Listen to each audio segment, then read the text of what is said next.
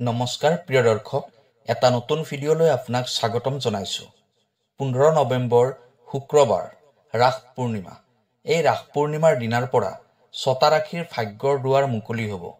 ভগৱান শ্ৰীকৃষ্ণৰ পৰম কৃপাদৃষ্টি এই 6 ৰাশিৰ জাতক জাতিকাসকলে লাভ কৰিব। আমি প্ৰত্যেকেই ভগৱানৰ কৃপাদৃষ্টি পাবলৈ বিচাৰোঁ, কিন্তু ৰাশিচক্ৰৰ 12টা ৰাশিৰ ভিতৰত কেৱল 6টা ৰাশিৰ ভাগ্য 15 নৱেম্বৰ অৰ্থাৎ কাইলৈ ৰাস পূৰ্ণিমাৰ পৰা সলনি হ'বলৈ গৈ আছে। কাইলৈ অৰ্থাৎ ৰাস পূৰ্ণিমাৰ দিনা ভগৱান শ্ৰীকৃষ্ণৰ কৃপাদৃষ্টি পাবলৈ ঘৰলৈ এটা বাঁহী লৈ আহিব। বাঁহী ভগৱান শ্ৰীকৃষ্ণৰ অতি প্ৰিয় বস্তু হয়। সেইবাবেই যদি ৰাস পূৰ্ণিমাৰ দিনা আপুনি ঘৰলৈ এটা সৰুকৈ হ'লেও বাঁহী আনিব পাৰে, তেনেহ'লে ভগৱান শ্ৰীকৃষ্ণৰ কৃপাদৃষ্টি সদায় আপোনাৰ ঘৰখনত থাকিব। আপোনাৰ ঘৰত বাঁহী থাকিলে যিকোনো নিগেটিভ এনাৰ্জিয়ে ঘৰত প্ৰৱেশ কৰিব নোৱাৰিব।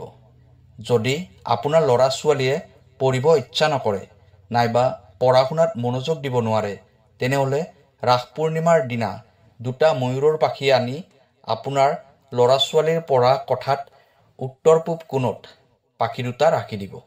তেতিয়া তেওঁলোকৰ পঢ়া শুনাৰ প্ৰতি মনোযোগ বাঢ়িব।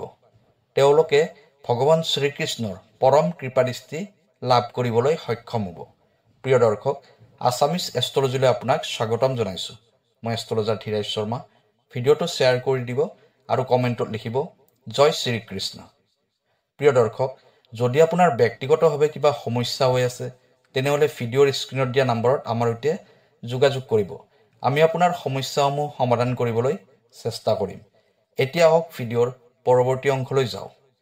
এতিয়া জানি লওঁ আহক কাইলৈ অৰ্থাৎ ৰাস পূৰ্ণিমাৰ দিনাৰ পৰা ভাগ্যশালী হোৱা ৰাশিকেইটাৰ বিষয়ে।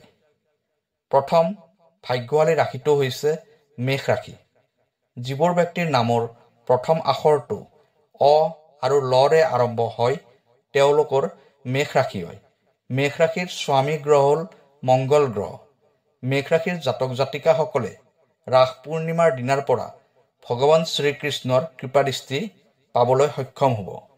ভগৱান শ্ৰীকৃষ্ণৰ কৃপাত মেষ ৰাশিৰ জাতক জাতিকাসকলৰ জীৱনত হৈ থকা সমস্যাসমূহ দূৰ কৰিব পাৰিব।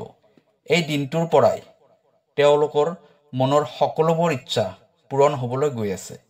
ভাগ্যই তেওঁলোকক সদায় সহায় কৰিব। আপোনাৰ যিবোৰ কামত বাধা হৈ আছিল, সেই বাধাবোৰ আঁতৰি যাব তথা যিবোৰ কাম আধৰুৱা হৈ পৰি আছিল, সেই কামবোৰ সম্পূৰ্ণ হ'ব। ভগৱান শ্ৰীকৃষ্ণৰ পৰম কৃপাদৃষ্টি আপোনাৰ ওপৰত থাকিব, যাৰ দ্বাৰা আপুনি সকলো ক্ষেত্ৰতে সফলতা প্ৰাপ্তি কৰিব পাৰিব। আৰ্থিক ক্ষেত্ৰখনতো অধিক উন্নতিৰ যোগ দেখা যায়। ব্যৱসায় বাণিজ্যতো আগতকৈ ভাল ফল দেখুৱাবলৈ সক্ষম হ'ব। চাকৰি প্ৰাৰ্থীসকলে চাকৰি প্ৰাপ্তিৰ যোগ আৰম্ভ হৈছে। যিসকল ব্যক্তিয়ে বহুত বছৰৰ পৰা চাকৰিৰ বাবে চেষ্টা কৰি আছে, তেওঁলোকে চাকৰি প্ৰাপ্তিৰ বাবে এটা নতুন সুযোগ লাভ কৰিব। চাকৰি কৰি থকা ব্যক্তিসকলে প্ৰমোচনৰ সুযোগ পাব। প্ৰেমৰ ক্ষেত্ৰত মধ্যম ফল প্ৰাপ্তি হ'ব। স্বাস্থ্যৰ ক্ষেত্ৰত শুভ বুলিয়ে ক'ব পাৰি। বিদ্যাৰ্থীসকলে উচ্চ শিক্ষা লাভৰ সুযোগ পাব। প্ৰতিযোগিতামূলক পৰীক্ষাবোৰত ভাল ফল দেখুৱাবলৈ সক্ষম হ'ব। দ্বিতীয় ভাগ্যশালী ৰাশিটো কোৱাৰ আগতে যদি আপুনি ফেচবুকত ভিডিঅ'টো চাই আছে, তেনেহ'লে পেজটো ফ'ল' কৰিব আৰু ইউটিউবত যদি আপুনি ভিডিঅ'টো চাই আছে, তেনেহ'লে চেনেলটো ছাবস্ক্ৰাইব কৰি দিব। এতিয়া কথা পাতিম ৰাশি পূৰ্ণিমাৰ পৰা ভাগ্যশালী হোৱা দ্বিতীয় ভাগ্যশালী ৰাশিটোৰ বিষয়ে। দ্বিতীয় ভাগ্যশালী ৰাশিটো হৈছে বৃষ ৰাশি। যিবোৰ ব্যক্তিৰ নামৰ প্ৰথম আখৰটো ব, হস্ৰউ, হস্ৰইৰে আৰম্ভ হয়, তেওঁলোকৰ বৃষ ৰাশি হয়। বৃষ ৰাশিৰ স্বামী গ্ৰহ হ'ল শুক্ৰ গ্ৰহ।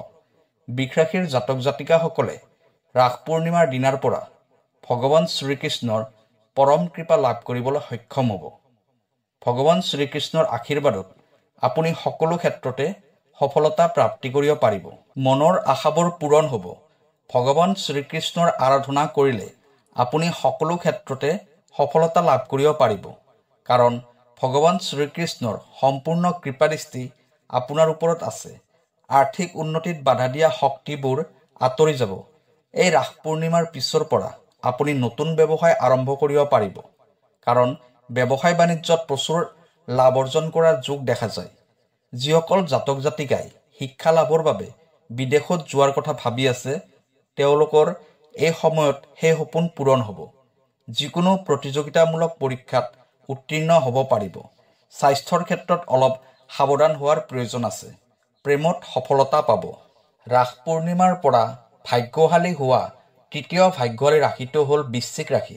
যিবোৰ ব্যক্তিৰ নামৰ প্ৰথম আখৰটো 9 আৰু 29টা জৰে আৰম্ভ হয়, তেওঁলোকৰ বৃশ্চিক ৰাশি হয়। বৃশ্চিক ৰাশিৰ স্বামী গ্ৰহ হ'ল মংগল গ্ৰহ। বৃশ্চিক ৰাশিৰ ওপৰত ভগৱান শ্ৰীকৃষ্ণৰ পৰম কৃপাদৃষ্টি পৰিছে। ভগৱান শ্ৰীকৃষ্ণৰ কৃপাদৃষ্টিৰ ফলত আপুনি সকলো ক্ষেত্ৰতে সফলতা প্ৰাপ্তি কৰিব পাৰিব। বহুদিনৰ পৰা মনত পুহি ৰখা সপোনবোৰ পূৰ্ণ হ'ব। দাম্পত্য জীৱনত হৈ থকা সমস্যাসমূহৰ অন্ত পৰিব। লগতে স্বামী স্ত্ৰীৰ সম্পৰ্কবোৰ মধুৰ হ'ব। ব্যৱসায় বাণিজ্যত কোনোবা ব্যক্তিৰ পৰা সহায় সহযোগ পোৱাৰ যোগ দেখা যায়। লগতে ব্যৱসায়ত অধিক পৰিমাণে উন্নতি কৰিব পাৰিব।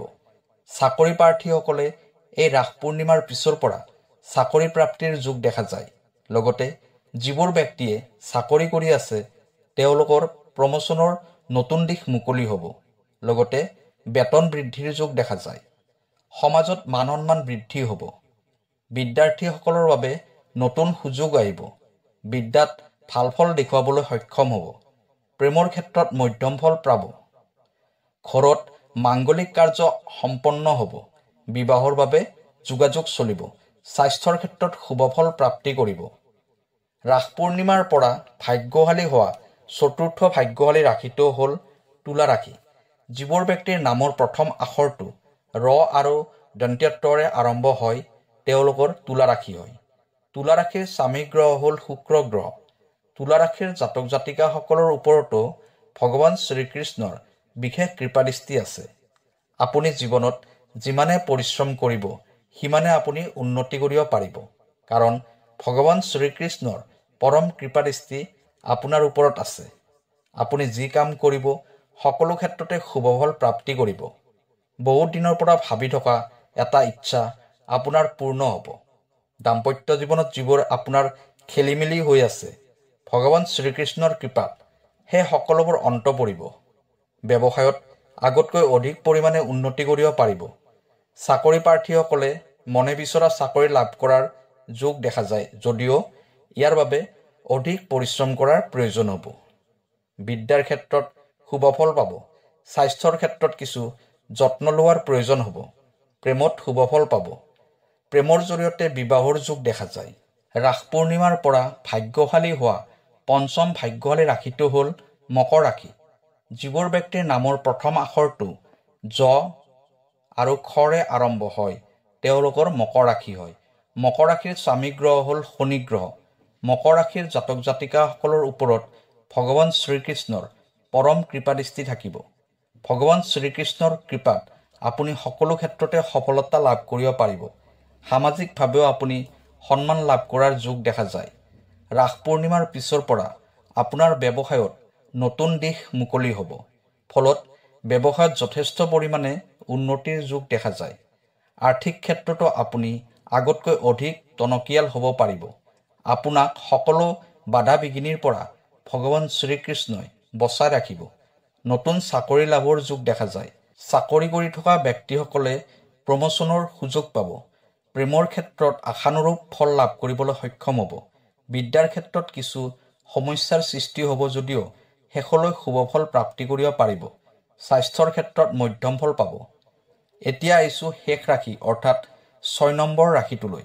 ৰাস পূৰ্ণিমাৰ পৰা ভাগ্যশালী হোৱা 6 নম্বৰ ৰাশিটো হ'ল কুম্ভ ৰাশি। যিবোৰ ব্যক্তিৰ নামৰ প্ৰথম আখৰটো গ, দন্ত্য স, তালিব্য সৰে আৰম্ভ হয়, তেওঁলোকৰ কুম্ভ ৰাশি হয়। কুম্ভ ৰাশিৰ জাতক জাতিকাসকলৰ ওপৰতো ভগৱান শ্ৰীকৃষ্ণৰ পৰম কৃপাদৃষ্টি থাকিব। ভগৱান শ্ৰীকৃষ্ণৰ কৃপাত আপুনি সকলো ক্ষেত্ৰতে সফলতা অৰ্জন কৰিব পাৰিব। ৰাস পূৰ্ণিমাৰ দিনটোৰ পৰা আপোনাৰ ভাগ্য পৰিৱৰ্তন হৈ যাব। ব্যৱসায় বাণিজ্যত ভাল ফল লাভ কৰিব পাৰিব। দাম্পত্য জীৱন সুখৰ হ'ব। পৰিয়ালৰ সদস্যসকলৰ পৰা সহায় সহযোগ লাভ কৰিব পাৰিব। আপোনাৰ কৰ্মৰ ক্ষেত্ৰত হৈ থকা বাধা বিঘিনিবোৰ আঁতৰি যাব। বিদ্যাৰ্থীসকলৰ বাবে শুভ সময় আহি পৰিছে। প্ৰেমত নতুন যোগাযোগ আৰম্ভ হ'ব। বিবাহৰ ক্ষেত্ৰতো শুভফল প্ৰাপ্তি কৰিব পাৰিব। চাকৰি প্ৰাৰ্থীসকলৰ চাকৰি প্ৰাপ্তিৰ যোগ দেখা যায় তথা চাকৰিত প্ৰমোচনৰ সুযোগ পাব। স্বাস্থ্যৰ ক্ষেত্ৰত মধ্যম ফল পাব। প্ৰিয় দৰ্শক, এই 6টা ৰাশিৰ জাতক জাতিকাসকলৰ ৰাস পূৰ্ণিমাৰ দিনাৰ পৰা ভাগ্যত নতুন দিশৰ সূচনা হ'ব। যদি আপোনাৰ ৰাশিটো এই 6টা ৰাশিৰ ভিতৰত নাই, তেনেহ'লে ৰাস পূৰ্ণিমাৰ দিনা কৰিব দিয়া উপায় দুটা কৰিব। সেই উপায় দুটা আৰম্ভণিতে কোৱা হৈছে। আজিৰ বাবে ইমানেই। কাইলৈ আকৌ লগ পাম। ধন্যবাদ।